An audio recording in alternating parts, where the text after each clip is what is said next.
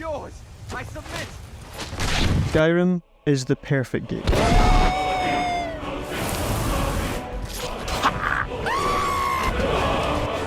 Damn. Yeah, boy. Got something I'm supposed to be looking at. To me, I should clarify that, to me, Skyrim is the perfect game. Is Skyrim perfect? Far fucking from it. All of this just works. But to me, singular, isolated test subject, Skyrim is perfection. Now, the reason I've been thinking a lot about Skyrim recently is a little game called Starfield. The lead up to Starfield being released was wild. I steal all these sandwiches and put them, in my cargo hold that I have specifically for sandwiches. People were either telling you this game was going to cure your depression, or it was going to give you depression. But something's wrong with the game, and I can't quite put my finger on it. Now, I would tell you my thoughts on Starfield, but after playing for 4 hours, I've given up. Until it's optimized, or probably quicker, I get a new rig. It's running great. It is a next-gen PC game. We really do push the technology, so you may need to upgrade your PC for this game. Who's laughing now? But the little I have played of it, I was less than stellar on. Interstellar. But I was thinking about it, and it made me think about Skyrim, and how to me Skyrim is the perfect game, and it has some of the same issues as this game. What I'm trying to say is that sometimes in game development, lightning is captured in a bottle, and that lightning in a bottle is Skyrim. For me personally, Bethesda used to be this company that was untouchable. You couldn't even go near them. Bethesda, they're the best. And in the past few years, they've made some questionable games, to say the least, and they've cucked me more than my own wife. Remember this teaser for the next Elder Scrolls? That was 2018. And they've said recently in an interview that we're at least 5 years away from the next Elder Scrolls. Sorry? Skyrim came out in 2011. If you'd have came to me when I was playing Skyrim and said, hey, see when the sequel to this game comes out, you'll be in your 30s, I would have been like, how the hell did you get in my house? For some reason, this game has this magic hold on me that I just can't escape. And even though it's janky and the gameplay's kind of ass, it's the best game I've ever played. And today I want to explain why. Now, I would like to give some context as to where I was when I first played Skyrim, because I think context is key. So Skyrim came out in 2011 and I was in high school. And it was that weird part of high school, where things suddenly started to matter. Like one day you're just sat trying to figure out what a fraction is, and then they're like, hey, you see this year, you need to decide what you're doing for the rest of your life, like immediately. What? And I wasn't thinking that far ahead. I don't know what I'm doing now. Work out the circumference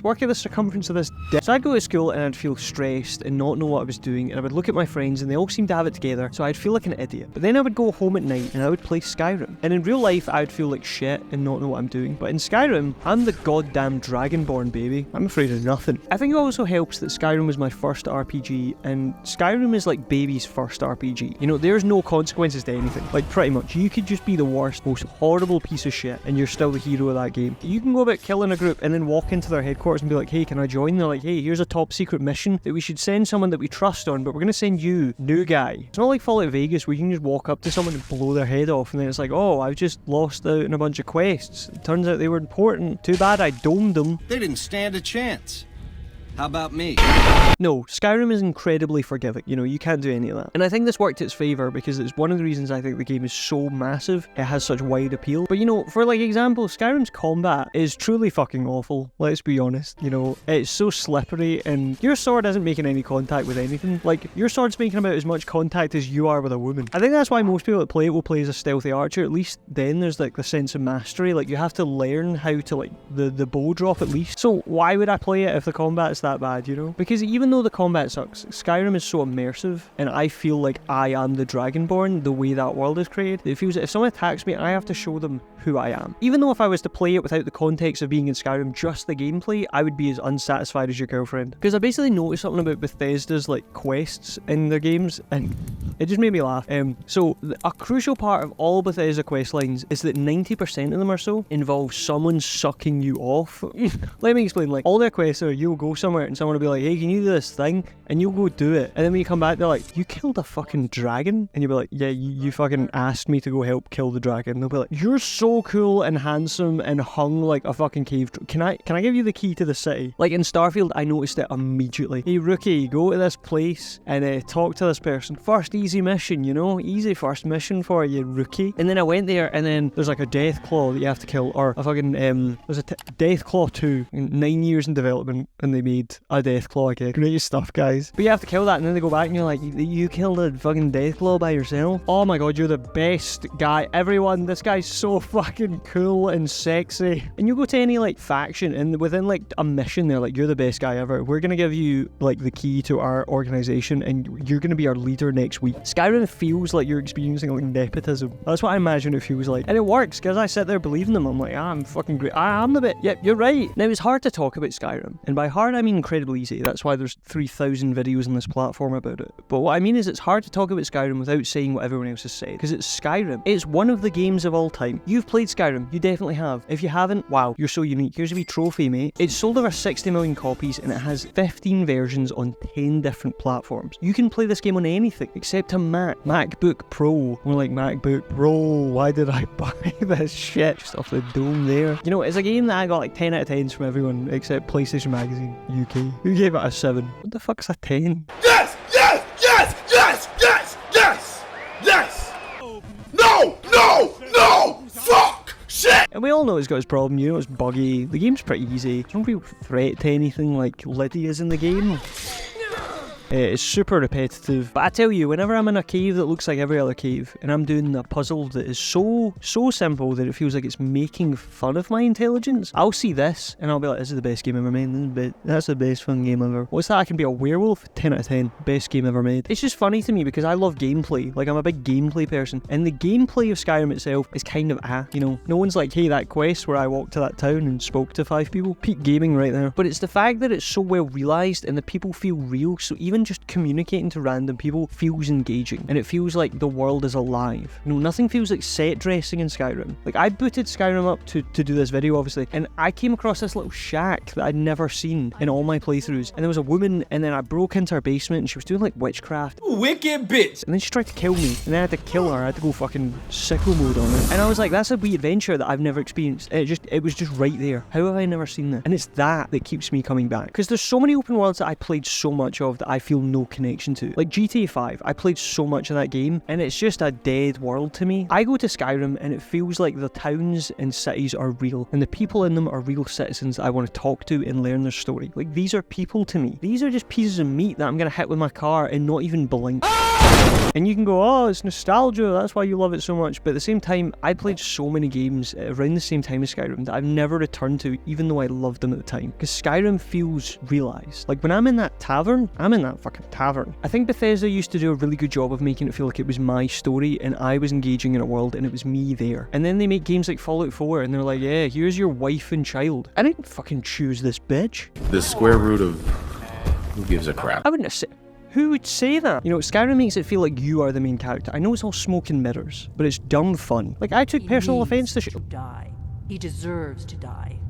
And it falls to you to kill him. Hold on. Back the vlog up, mate. Dragonborn here. If you ever ask me to do dirty work again, I will fucking throw you off this mountain. I'll push you through a wall. I'll behead you. I wouldn't even stutter. Are you listening to me? Don't look at me like that. I will literally rip you limb from limb. Do you know who I am? You little maggot, tiny bitch. You know, it's a game that you feel a connection to. Like, I have a friend that played Skyrim as a kid, and he loved the Stormcloaks. Hoorah, fuck the Imperials. And then he played it as an adult, and he was like, these guys are kind of racist. How did I not know? How was I unaware of this? The Ku Klux Klan! So what the game lacks in like deep storytelling and really deep gameplay mechanic makes up for it in just having a world that makes you want to be in it. There was something about, like, you'd go to a place and they would talk about another city in Skyrim, and then you eventually get to that city and you're like, oh, this is what everyone talked about in Riften or whatever. Oh my god, wow! You know? And there's something so immersive about seeing something in the distance like a mountain, and then travelling to it, and then getting to it, and seeing the spectacle of it. And I'm like, this is the biggest fucking game world I've ever played. And then you play Starfield and it's like, oh, the loading screen simulator. I love this. I love clicking on things and waiting for loading, and then going to another room and then waiting for another loading screen. Woo. Hoorah. Love that. Gameplay, immersion, woo. Like, No Man's Sky, it's not my type of game. I did not enjoy it. But I felt way more of a space explorer than I ever did playing fucking Starfield. And with an RPG, the immersion is so important to me, you know? Skyrim is one of the most beautiful games I've ever played. But yeah, the graphics are so muddy and awful looking. Like, you look at that and you're like, ooh. But then they make this out of it. How did you do that? You know, Skyrim is like a beautiful piece of art that you see in a gallery and you go, wow, that's the most beautiful thing I've ever seen. And then you get close and you're like, oh, that's made up of pictures of a ball sack. The world is the main character, you know? When you climb to the throat of the world, you feel like you're ascending to the heaven. Especially once you get past this cunt. Fuck! Fuck this shit, man. man. You know, everything's about quantity now. Like, oh, here's 10,000 planets you can explore, but they're all empty. So why? Give me a smaller game where you make everything important, you know? Don't want to play in a Minecraft scene. Also, more soundtracks like Skyrim. Skyrim has the perfect soundtrack. I didn't stutter. I can't describe to you how amazing this soundtrack is. When I hear Far Horizons, I can see the cobbled path. I can hear my boy Jazar go behind me. Mate, I can smell the trees. The amount of 10-hour videos of just atmosphere of Skyrim with the music shows I'm not alone here. It's the perfect blend of triumphant battle music and the most somber, quiet sound. When I boot the game up, that's the first thing I do, is I rank the music option up. Like, I hear Streets of Whiterun, and I'm sitting with a hot chocolate in my mind. Like, honestly, this guy Jeremy Soule must be the nicest guy in the world. He must just be so great and special and... But I think another reason that Skyrim lives on so well is because this game is so accessible. It's been re-released, remastered, and George Lucas into oblivion.